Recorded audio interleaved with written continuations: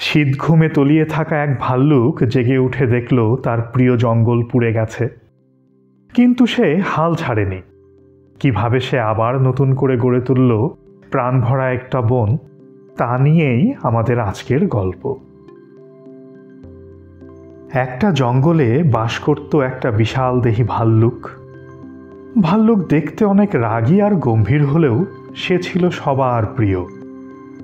সবাই তাকে জঙ্গলের অভিভাবক মনে করত, আর সেও এই জঙ্গল আর জঙ্গলের সব প্রাণীদেরকে তার নিজের আর আপন ভাবত। এভাবে আনন্দের সাথে জঙ্গলের দিন কেটে যেতে থাকে, আর দেখতে দেখতে শীতের মৌসুম চলে আসে। জঙ্গলের সবাই জানে শীতের কয়েকটা মাস ভাল্লুক কোনো নিরিবিলি গুহাতে ঘুমিয়েই কাটিয়ে দেয়। প্রতি বছরের মতো এবারেও ভাল্লুক সবার কাছ থেকে বিদায় নিয়ে শীত ঘুমের জন্য জঙ্গলের পাশের পাহাড়ের গুহার দিকে রওনা দেয়, আর একটা নিরিবিলি গুহাতে ঢুকে নিশ্চিন্তে শান্তির ঘুমে তলিয়ে যায়। কিন্তু প্রতিবারের মতো এইবার তার ঘুম মোটেও শান্তির হলো না। গুহার ভেতরে ধোঁয়া, গরম বাতাস আর পোড়া পাতার গন্ধে তার ঘুম ভেঙে যায়। বিরক্তি নিয়ে গুহার বাইরে এসে সে দেখে তার ঘন বনে দাউ দাউ করে আগুন জ্বলছে।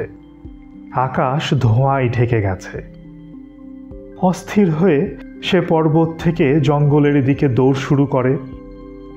নিজের বিপদের কথা চিন্তা না করে সে জ্বলন্ত বনের ভেতরে ঢুকে যায়।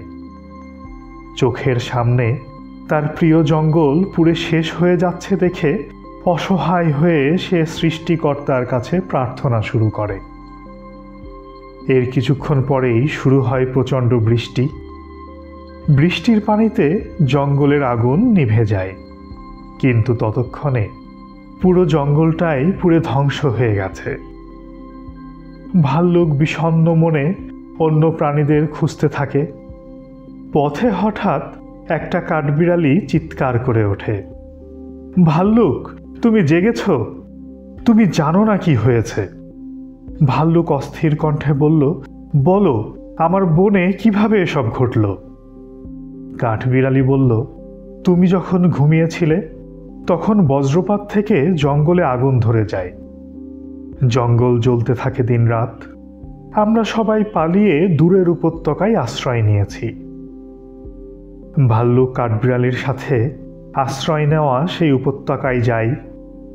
অন্যান্য সব প্রাণীদের অসহায় আর বিষণ্ণ মুখ আর তার উপর সবার আস্থা দেখে সে প্রতিজ্ঞা করে সে আবার নতুন করে এই জঙ্গল গড়ে তুলবে।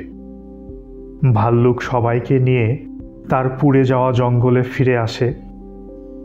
এরপর ভাল্লুক সবাইকে সাথে নিয়ে দিন রাত এক করে পরিশ্রম করা শুরু করে।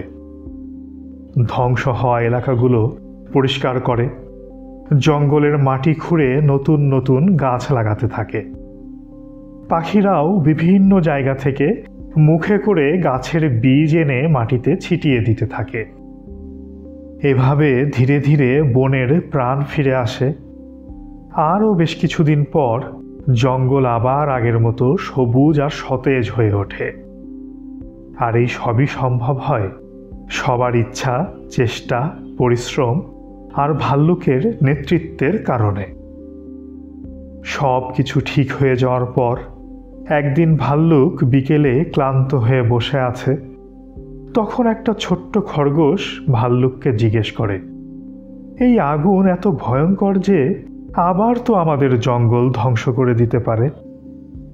ভাল্লুক হেসে বলে, দুনিয়া বদলায়, কখনো আগুনে, কখনো বৃষ্টিতে, কখনো বা মানুষের ভুলে। কিন্তু যারা একসাথে থাকে, এক হয়ে কাজ করে, তারাই তো আবার নতুন করে দুনিয়া গড়ে তোলে। বদলে যাওয়া পৃথিবীকে আবার বদলানো যায় যদি পাশে থাকে বন্ধু আর ইচ্ছা শক্তি।